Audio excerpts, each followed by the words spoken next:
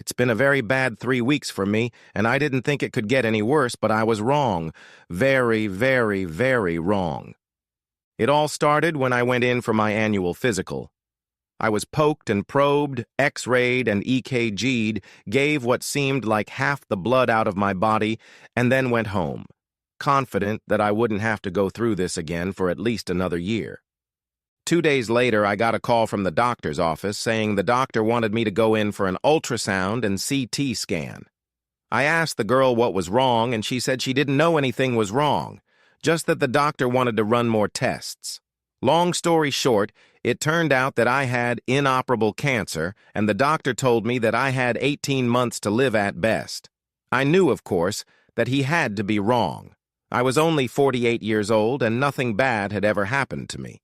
I had never smoked, drank only occasionally, and led a very healthy lifestyle.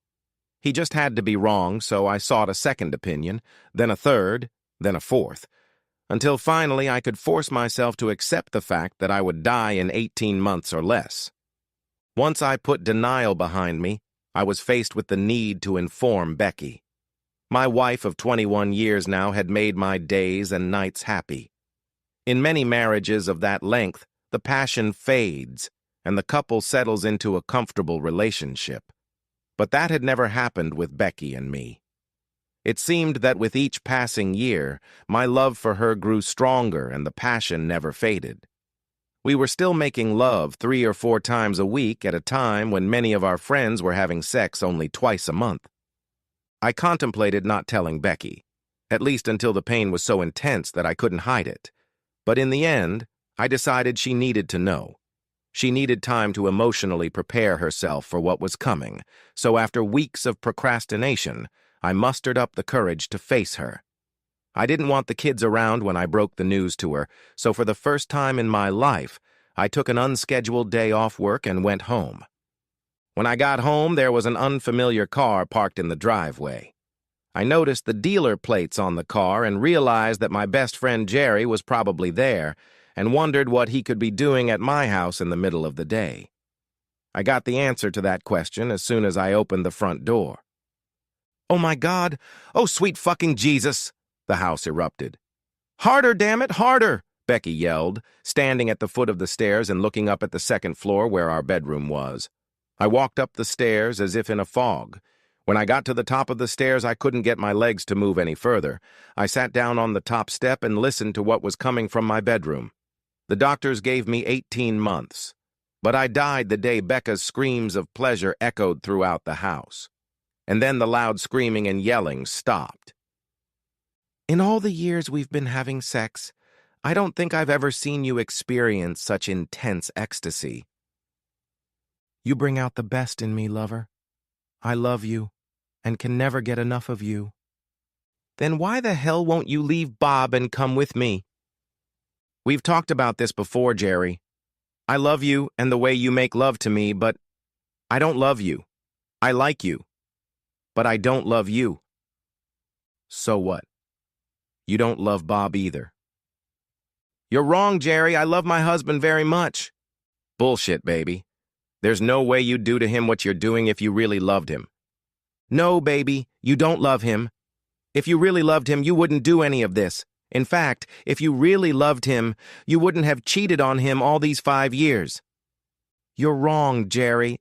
I love Bob, but he just doesn't bring me sexual satisfaction. As for what I do with him after I've been with you, all I can say is that he turns me on, and in turn I do my best to fuck him to death. And yet Leave it alone, Jerry, before you piss me off."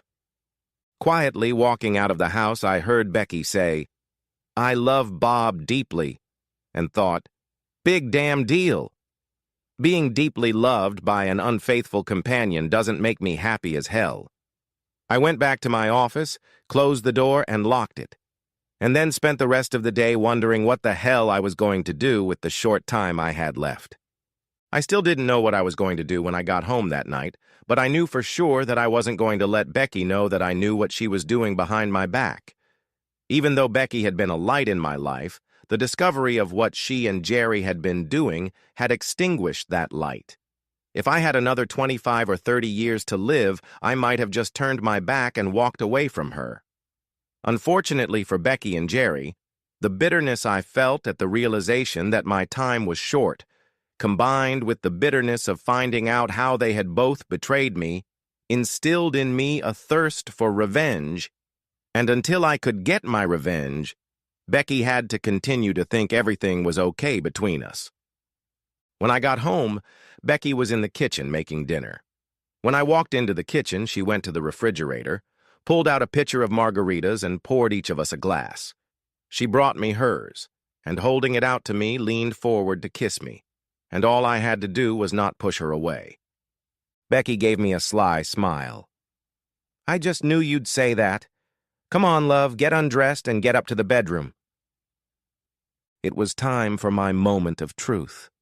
After making love, she whispered, "I love you so much, Robert, and you can't know how many times I have thanked God that you are mine." I lay there and held her in my arms, thinking, "You worthless fucking whore." The next morning at breakfast, I was reading the morning paper and read an article about prostitution and what the city was trying to do about it. There were several stories about repeat offenders, and one particular case caught my attention, and I suddenly realized what I was going to do to Becky and Jerry. It took a little work to make it happen, and it took a lot of money, but it happened, and I sat down to wait again. Almost 6 months went by, and one day when I came home from work, I found a very upset Becky sitting at the kitchen table with a bottle of vodka in front of her and a half-full glass in her hand. I had just bought the bottle and hadn't opened it yet, so it was obvious that Becky had been drinking for a while. I asked her what was wrong, and she turned away from me. "This isn't easy for me to do, and you're going to hate me, but I have to tell you now in case I haven't given it to you yet." "What is it exactly?" "I haven't been feeling well lately, and I went to the doctor last week. The test results came back today. I have AIDS. I pray to God that it hasn't been passed on to you. You need to go and get tested as soon as possible." "I don't understand. How can you have AIDS? Do you guys do drugs or something and share needles?" And then I stopped talking and pretended like a thought had just popped into my head. Oh my God. Another man? Is it another man?" She looked away, and I saw a tear trickle down her cheek. "Is that so, Becky? You cheated on me with another man?" She sobbed loudly, got up, and ran out of the room. If she had turned around, she would have seen me standing there with a smile on my face. I gave her a few minutes and then followed her. She was lying on the bed crying, and I sat on the floor and leaned my back against the wall and waited. Eventually, the crying stopped, and I said, "I need to know, Becky, what was going on?" It all came out in a rush. She told me how she got drunk at the party and let Jerry seduce her. She told me how exciting it was to have sex with me after being with Jerry, and told me that she didn't love him, but she liked what he could do for her sexually. Honestly, Bob, I love you. You're the only man I've ever loved. Jerry was all sex to me, and sex with him made my sex with you so much better. Please, Bob, you have to believe me. I love you, not Jerry. So, the bottom line is that you slept with a man who was supposed to be my best friend, and he gave you AIDS, which you probably passed on to me. Does that make sense? Becky started crying again, and I got up and left the room. I slept in the spare bedroom that night, and in the morning I left the house without eating breakfast or saying a word to Becky. At lunchtime, I went home expecting to catch Becky and Jerry together, but Becky was alone. As soon as I walked in the door, she asked, "Why are you home at this hour?" I didn't want her to know that I knew she had slept with Jerry on our bed, although I was hoping to catch them doing it, so I told her I had come home to pack a bag. Pack a bag? Why? Is the company sending you on a business trip? Don't be silly, Becky. After what you dumped on me yesterday, you can't believe I'm going to stay with you in this house? But I told you I don't love Jerry, that you're the only man I love. Don't leave me, Bobby, I need you. That's too damn bad, Becky, because after last night, I don't need you cheating on me. She cried and begged as I packed my overnight bag, but I paid her no attention. The last thing she said as I walked out the door was, "What should I tell the kids?" I turned to face her. "Tell them the truth, Becky. Tell them that you've been cheating on me with other men, that I found out about it, and I didn't really like the idea." I left and checked into a motel. A week went by. Becky called my office every day, but I refused to talk to her. One day she came into the office, and when the receptionist called me and told me my wife was in the lobby, I went down the back stairs, out the back door, and went to lunch. It was a bad week for me. The cancer that was going to kill me was causing me a lot of pain and making some other changes in my life. I was losing weight, but wearing clothes that hid the fact for a while. I was doing my best to hide what was happening to me until the time was right. At the end of the week, I checked out of the motel and headed home. Becky must have heard the garage door open because she ran out to meet me as I walked through the door. She hugged me and said, "Oh my God, Bobby, I'm so glad you're home. I was so worried about you." She tried to kiss me, but I pushed her away. "Yes, Becky, I'm home, but you can skip the whole happy hello nonsense. I came home for 4 reasons, none of which you're going to like. First, I was at the doctor and got my test results back, so I just had to come home and thank you for killing me. Be sure to tell my thanks to your boyfriend. Second, since I'm going to die from the AIDS you so generously chose to share with me, I want it to happen in the comfort of my own home. Next, I want to be here so you can watch me slowly die from what you have given me. And finally, I want to be here to watch you fade away. Since you have been suffering from this disease longer than I have, there is a chance that you will die before I do. And I want to be able to watch that happen. With any luck, I'll outlive you enough to stand on your grave and urinate on your headstone. Still happy to see me, Becky?" With downcast eyes, she turned and started to walk away. "What did you tell the kids?" I asked. She turned to face me and replied, "Just that you and I were having some problems, and you decided you needed some time alone. Why?" "They need to be told the truth."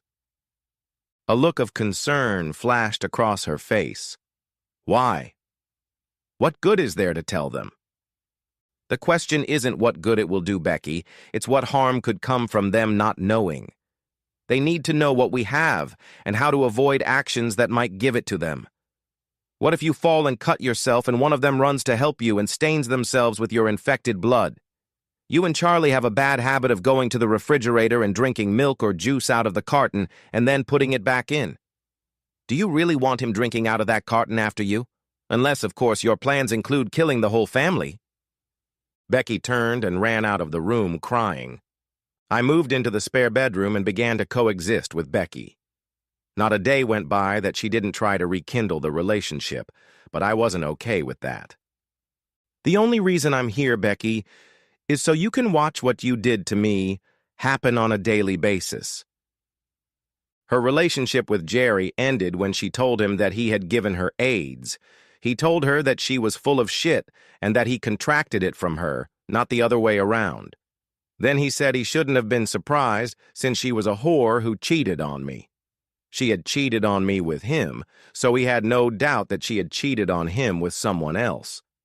They only talked one more time when he called to tell her that she was a worthless, disease-ridden slut who had infected him. I met with the kids alone.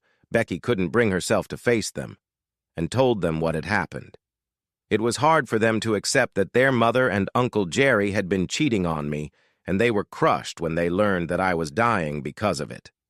After that meeting, their relationship with their mother became more distant, as Charlie and Barb demonstrated their resentment over what Becky had done to me. I changed my insurance policy and made the children my beneficiaries and changed my will, leaving everything to them. All I would leave Becky were bitter memories.